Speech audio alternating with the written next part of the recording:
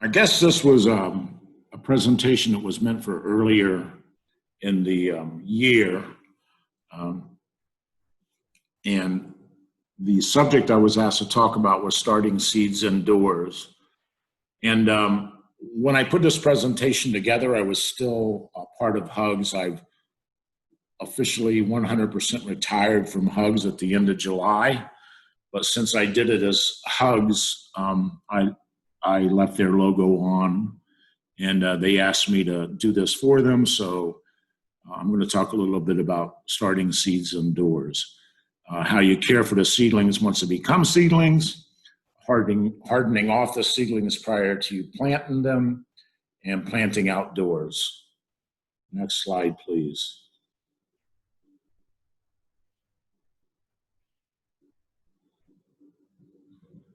Next slide, please. All right. I'm sort of a creature of habit. I get my seeds from usually the same sources every year. I do save some seeds: tomato, peppers, pumpkin, a couple of flowering plants, or at least I let my greens go to flower and collect the seeds off those. Al Joe's on the west side, Couch's Market in New Miami, high mowing organic seed. So I usually buy organic 99.97% of the time, and I grow organic. And of course, you need trays, you need potting soil. You have to water your seeds. The pictures you see of the seed trays in the greenhouse are actually seed trays in a greenhouse that I use here in Hamilton. The greenhouse is on North 6th Street that leans against the Butler County Metro housing on North 6th and Dayton Lane. And then what I've tried to show is the progression of seeds to seedlings to full-size plants. The last photo actually is when I was managing and helping people at Butler Tech D. Russell Lee campus, some tomatoes we grew up there, amongst other things, for a plant sale they have and for our community garden. Next slide, please. Okay. Wherever you buy your seeds from, you should try to get it from someone or a company that you trust. I have had very good luck with, well, not luck, it's somewhat luck, somewhat my process, high germination rates in my seeds. I love high mowing organic seeds. They're out of Burlington. I think it's Burlington, Vermont. They were the first seed company to take the Good Seed Pledge. And I try to buy organic, open pollinated or heirloom seed. I stay away from hybrid or GMO. That's my choice because I do also, like I said, collect seeds from some of my plants, and I prefer to use organic, open pollinated, or heirloom. And these are just some good seed companies with a link to those seed companies. They're all reputable. They've all been around, and they all, I've had good success rate with all these seed companies. But like I said, I usually try to buy local or from high mowing organic seeds. Next slide, please.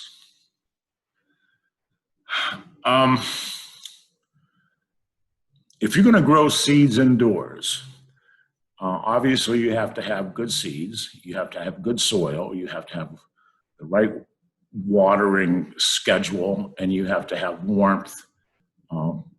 And eventually you're going to need the sun once they become seedlings to continue to grow.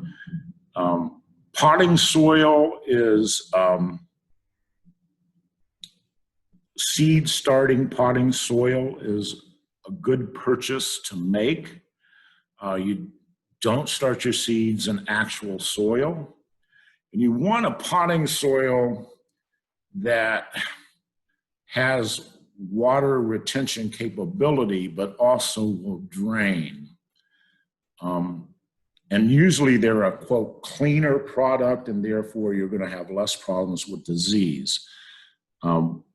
One thing that I found out very early on when I started growing plants for our annual plant sale and for the community garden was that if you use plastic pots at the end of the year or prior to reusing those pots or seed trays for next year's seeds and seedlings and plants, wash them. I use a couple capfuls of bleach, warm water. I find that you can get a paintbrush that'll fit right down in the pot, and while the soil that's left over from the last seeds is dried, I take my paintbrush and it comes out very easily. Then I wash them in a little bit of soap, bleachy water. I rinse them well. I dry them. I found out also that dry them before you stack them, or you might have a little bit of issue trying to get them apart later. But cleaning your pots as well as a good potting soil is essential in starting seeds. I personally mix my own. I use 1/3 vermiculite, 1/3, which is for aeration, 1/3 peat moss, which is for moisture retention, and then I use 1/3 of aged manure that I know where it comes from, and I mix that all together. And my seeds tend to grow very, very well in that mix. Next slide, please.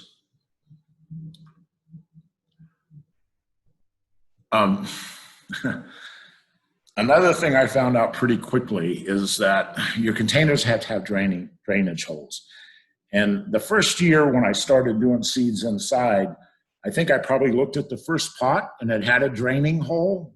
So I assumed they all had draining holes. Well, lo and behold, half of them probably didn't have drainage holes. So if you have pots that do not have drainage and draining holes, probably what has happened is just the plastic or the peat moss or the tray that you're going to put, or pot you're going to put the seed in, the hole just did not get poked all the way through. So you may have to end up poking the hole in the container yourself so that you do have good drainage. The other thing I found out is when you poke a hole, poke it from the inside out and make sure there's no ragged edges, because if you don't and you leave that part of that material on instead of removing it all, when you set it down and you put soil in it, it just closes back up again. So make sure you have good draining holes. There's all kinds of different flats. There's all kinds of different pots. I tend to not use biodegradable, and the reason I don't is simply because they are biodegradable, but I've had pots that I've had plants in that are biodegradable that I've torn off the bottom on when I planted them, that 2 years later they still haven't completely biodegraded, so I just don't use them. I use plastic pots, and I use a lot of Jiffy expandable pellets because they tend to work real well in this peat moss, so when I put it in the ground, it's not an issue. But drainage is extremely important. Make sure that your pots or your trays have drainage holes in them. Next slide, please.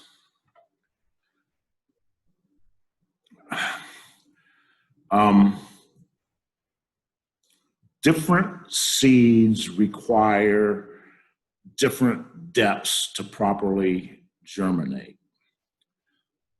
Some seeds you just basically scatter on the top of your tray or your pot, lightly cover it with soil, and the plants will grow. Other seeds require some depth to them. So the seed packet is your friend. Whatever the seed packet tells you for directions as far as sowing seeds, caring for seeds, caring for seedlings, or even planting in the garden is extremely important, and you should adhere to it.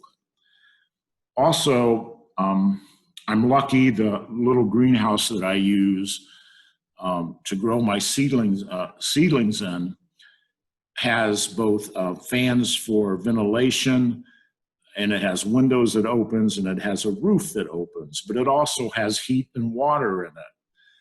And different seeds, plants require different soil temperatures to get the best germination rate. So whether you're mixing your own starting mix or you're buying it, when you use it to actually plant your seeds in, that medium, that grow medium temperature does matter.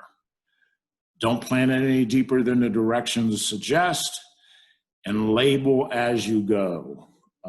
Another thing I learned very early on, I'd be doing summer squash and zucchini at the same time.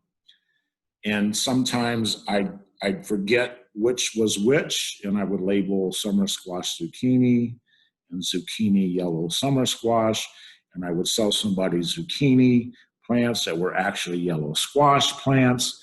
And so labeling is extremely important. So label as you go. The way I usually do it is when I have them in a seed tray, a 56 cell seed tray or whatever the size might be, I usually, if I run out of seeds before I finish that particular tray, I stop planting in it. And I mark it at each end with what it is. And then as I take them out of the seed pack tray and put them into individual pots, I label individually as I go. Now, with that said, sometimes you have a little lull period, so I sometimes make my label up in advance, but I try not to do that to the nth degree of how many I think are going to germinate, because I'll end up with labels that I don't use. And obviously, when you label, first year I labeled with popsicle sticks because they're nice and cheap, but the ink also runs. So pretty soon I had no clue what I was actually had in the tray. So I use a plastic marker and a permanent marker, and I save them and I use them year after year for my seeds. My seedlings and plants, when they go outside, I leave the marker with them, and they usually aren't good for the next year, but at least I get some reuse out of the ones I use in my seed growing process. And plant a few extra, but starting seeds and planting in a garden is no different than any process. A tomato plant is going to give you 12 to 20 pounds of tomatoes per plant based on the type of tomato it is and growing conditions. But don't plant 80 tomato plants. You're not going to eat 80 times 20, 1,600 pounds of tomatoes unless you're going to can them. So plant a few extra, but don't plant a whole lot extra, because you might end up just throwing them in the compost pile. Next slide, please. After sowing, I'm lucky, like I said, I have a greenhouse that has temperature control. When a seed is a seed and before it becomes a seedling, sun really doesn't much matter. Your mixed temperature does matter. How warm the growing medium, the soil is you put the seed in, does matter. A windowsill is good. You can put it on a heating pad, make sure it's waterproof, and check your seeds every day for signs of growth. What I do is I plant my summer plants, the ones that require warmer soil to germinate, in the portion of the greenhouse that gets the most sun. So once those seeds become seedlings, And as they germinate in the soil, they're a little warmer than the other parts of the greenhouse. And be patient. If it says it takes 7 to 10 days to germinate, it's not going to come up in 3. It never ceases to amaze me every year when I plant seeds in potting soil in the greenhouse. And I've been doing it for years. I wonder to myself, gee, are they going to grow? Gee, and I know they are, and I still get impatient. But be patient. Be patient. The seeds, or the vast majority of the seeds that you plant, will germinate. I can say that there are different ways to help warm your soil if you need a warmer soil for seed germination. The covered tray packs are good. They have a dome on them. You put water in the bottom, you put the dome on top, and it tends to evaporate, and it gives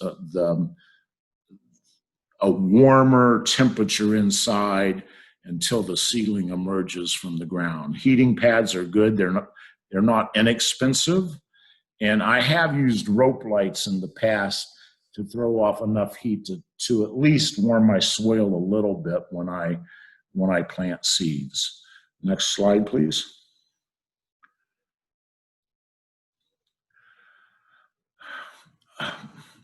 The soil needs to be moist.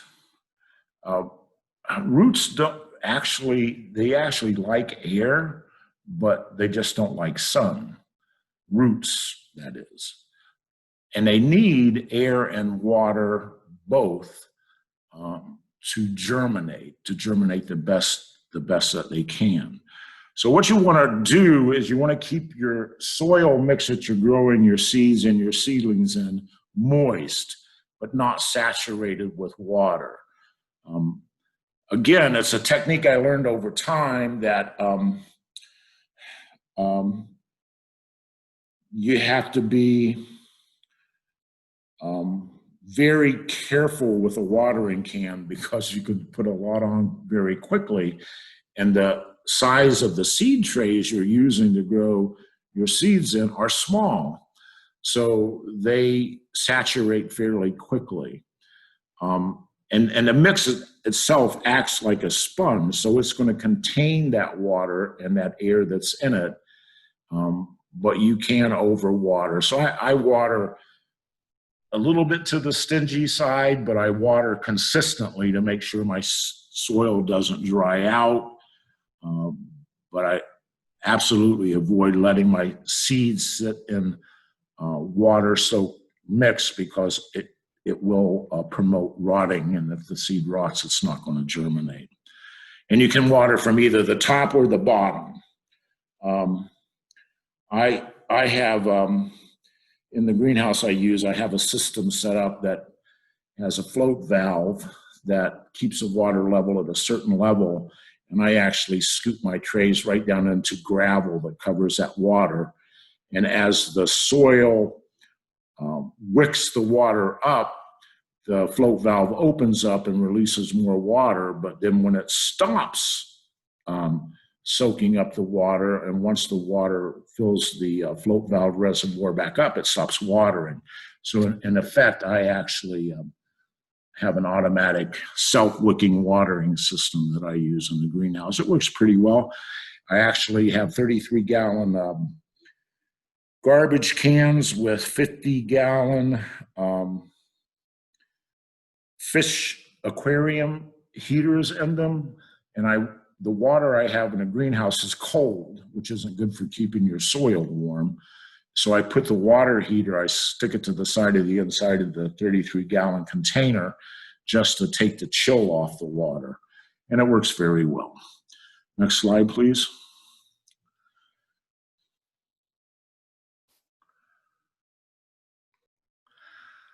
These are just some pictures of different stages of growing seeds. As you can see, I mix my soil up in a wheelbarrow or on a table. I fill my trays up. I moisten the soil. I poke a hole in it or scatter the seeds on top and cover with a light layer of soil. I water, and I just wash my seeds until they pop through the ground. And once they pop through the ground, and when they're ready, I'll transfer them to individual pots. And again, I do use domes, as you can see, to help keep humidity and temperature in the soil warmer for some of my harder to grow seeds. Next slide, please. When they do emerge from the ground, they will need sun. So you need light. Seedlings, plants need light to grow. Sunny window may do. You can add supplemental lights, you'll get better results. I keep my lights 1 to 2 inches above the tops of the plants with a direct downward, consistent, fairly intense light. I do use grow lights and fluorescent fixtures, and they're on hooks and chains so I can lower them and raise them as I need to. The actual room temperature, cool is better. Seedlings, the stems, the stalks will grow sturdier at a lower temperature. So when this greenhouse gets hot, so I tend to open my windows, turn my heat way down, put the fans on, and keep the air temperature fairly cool. I set my thermometer in the greenhouse at about 60, 62 for the winter and the spring. Higher temperatures will cause your seedlings to get leggy. And again, I keep stressing your mixture, soil mixture temperature is critical to germination. So you want to try to control it the best you can. Next slide, please. Watering, moist again, not saturated, top or bottom. And as I said, I recommend watering from the bottom. If you see on the right photograph, you'll see I have some seedlings in organic fabric bags that I scoot down into the gravel, and it actually waters from the bottom from that reservoir and that float valve I talked about. It works well, and it does keep my damage to my seedlings and disease down when I water from the bottom. Next slide, please. Fertilizer, I have to go for 1 second. I got somebody at the door. I'll be right back.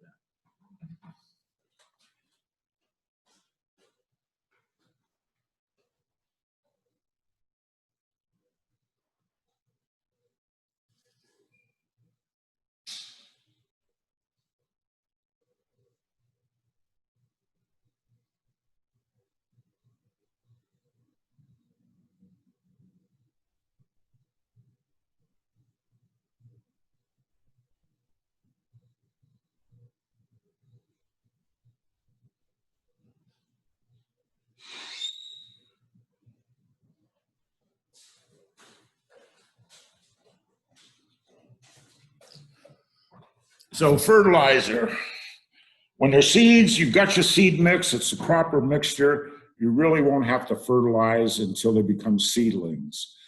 Once you get those two true leaves to appear on your seedling, after they germinate and pop through the ground, then you can start fertilizing weekly to bi-weekly if your plant looks like it needs it. If you don't plant your seeds too early, which is, again, something I had to learn from my mistakes. Normally, you won't have to fertilize, but you may have to fertilize once based on the weather because, you know, sometimes you think you're going to get plants out on May 15th and the weather just doesn't cooperate, and it's 2 weeks later before you actually get stuff in the ground.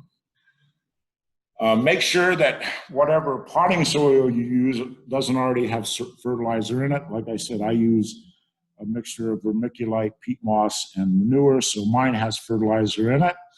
And I very rarely have to do anything except water my seedlings before I put them in the ground. Organic fertilizers, I get organic seed, I use organic fertilizers, and I use organic herbicides and pesticides. I try to grow organically as much as possible. And a fertilizer high in phosphorus is a good choice at the stage of growth that your seedlings are when they're seedlings prior to planting outside. Plants are no different than you and I. I've probably told you this before. At different stages of their life cycle, although they use basically the same mineral elements throughout their life cycle, they tend to use more of one element than another at the different stages: the root stage, the seedling stage, the stem and leaf stage, the flowering and fruit stage, than they do at other stages. So a common, I'll use a 10-10-10 fertilizer once I get them in the ground, and they do fine. But in the greenhouse, when they're seeds and seedlings, I very, very rarely fertilize. And too much fertilizer will call flush or lanky growth. It just will, they won't grow. You can over fertilize. So when I was younger, living in New England, I found that out when I planted outside. I just miracle grow everything. I didn't know any better. And I have beautiful leaves and stems, but I've got very little fruit because I was just using too much nitrogen on my plants. Next slide, please. Okay, once the seedling has 2 sets of true leaves, transplant it or thin the seedlings. I have been known to put, if I run out of seed starter trays, to put 2 or 3 seeds in a single pot. But once they grow, I'll actually break them out and put them into their own pot. But once they have those first 2 true leaves, they can either be thinned or transplanted. You really only want 1 seedling per pot or cell. I'm one that gets impatient, so I'll plant 8 basil seeds in 1 little cell tray. My wife Patty's very good at 1 seed, 1 seed, 1 seed, and it does cut down a lot on thinning when you plant less seeds in a pot or cell. Choose your healthiest, strongest looking seedlings to plant. Continue to water and care for the seedlings. And eventually, when the temperature's right outside, you can go ahead and take them outside and plant them. Some tomatoes I grew, looks like that's probably up at Butler Tech. Back in the old days, I'm showing, I used to use a hose and I was crazy. But then I started using a hose on the ones I watered in the bottom, just putting a little bit in the bottom, and it worked fine. So once they're a true seedling, separate them, put them in their own permanent pot or cell that you're going to use until you get them outside. Next slide, please. Again, too much or too little water. Water consistently. You don't want it soaked. You don't want it dry. You don't want to stress your plant. Consistent watering. Keep the soil moist. You'll be in good shape.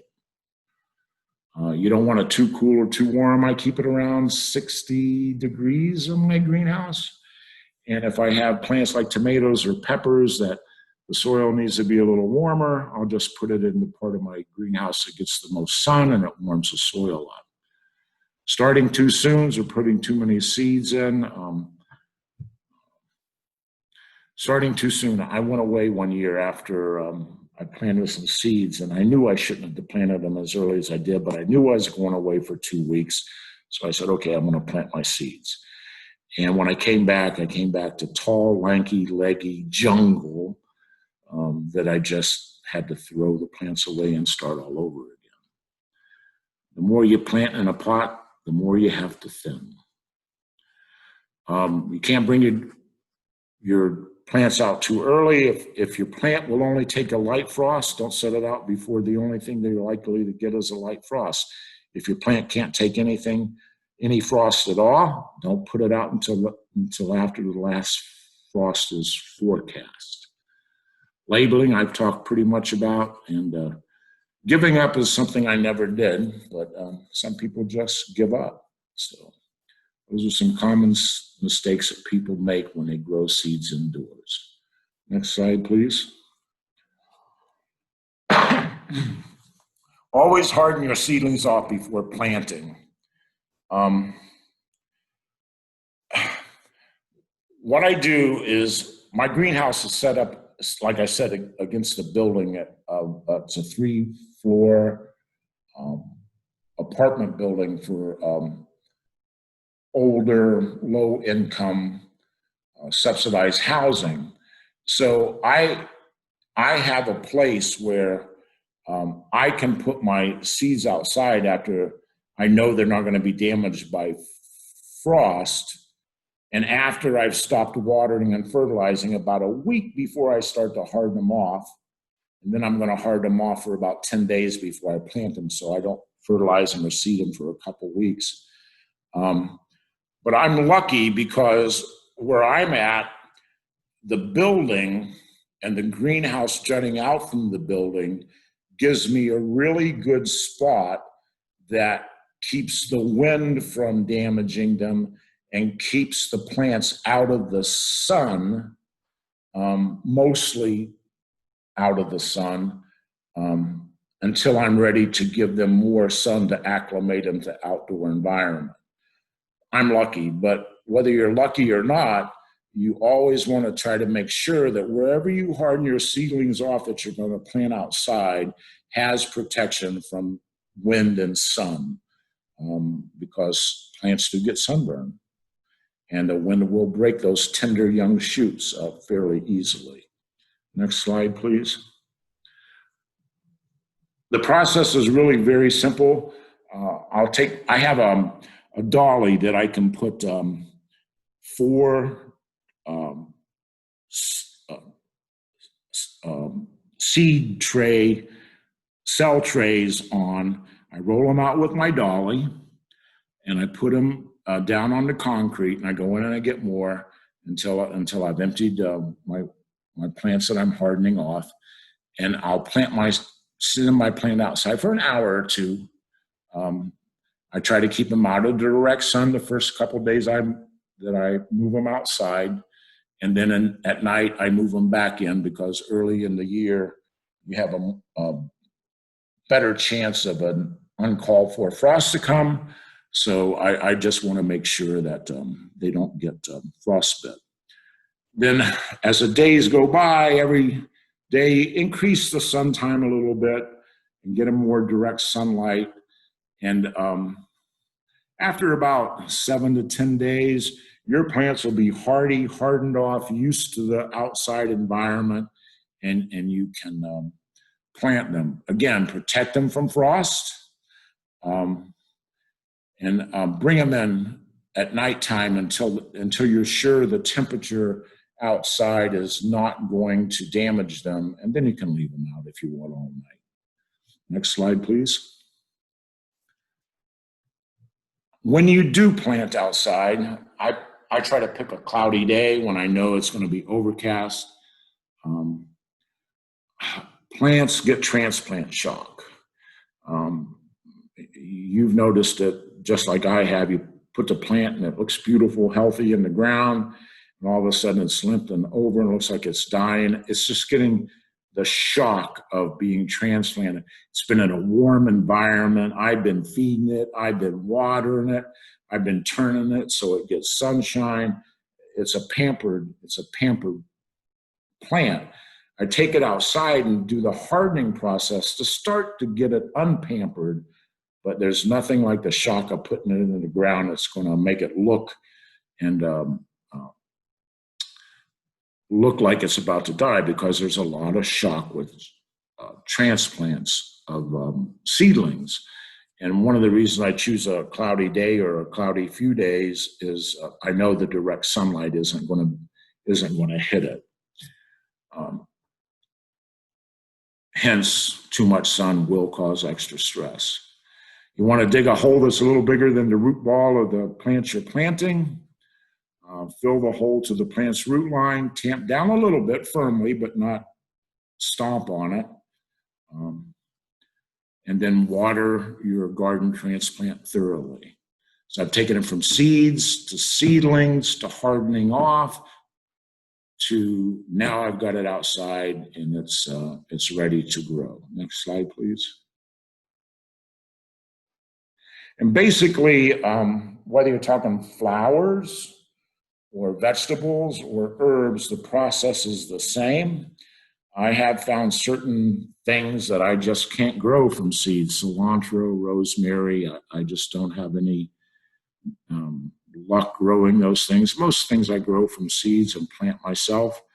I do have a Facebook page called Alfred's Gardening Tips. The link is there. I got all kinds of tips from how to do trench composting or whole composting to how to roast radishes, to how to plant in a straw bale. I just got all kinds of tips up there, butterfly gardens, all kinds of things that if you're interested in, please go visit the page. You may find something interesting, or you might see something that I'm missing that you'd like to see added to the page. So I'll take any questions if you have any. If not, appreciate your time and your attention. Doesn't look like we have any at the moment here, Alfred. They did say Alfred's Facebook page will be shared along with other resources at SWCD.org/pollinators /. Look in your chat box, you'll be able to see that. Thank you, Alfred. You're welcome.